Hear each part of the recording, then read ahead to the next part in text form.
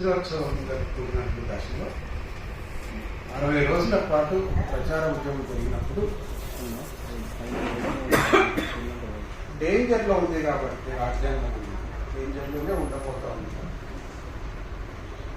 దీన్ని ఒక సుదీర్ఘమైనటువంటి ప్రణాళిక రూపొందించుకొని రక్షించుకోవడం కానీ అమలు చేయడం కానీ, రక్షించుకోవడం కదా కాసేపు పక్కన పెట్టడం, అమలు చేయడం అనేది దానికి సంబంధించినటువంటి కార్యాచరణ రూపొందించుకోవడం అనేది జరగవచ్చు.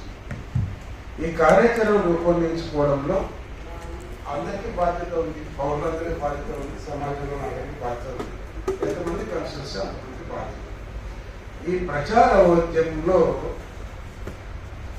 దేనిపైన ప్రచారం చేస్తాం? రాజ్యాంగం అనేది చాలా విస్తృతమైంది, పండితులు చాలా మంది ఉన్నారు.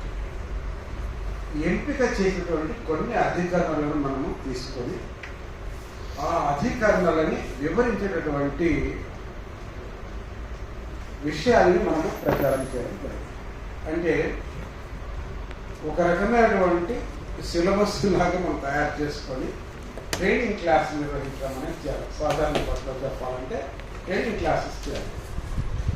ట్రైనింగ్ దేనిపైన చేస్తాం?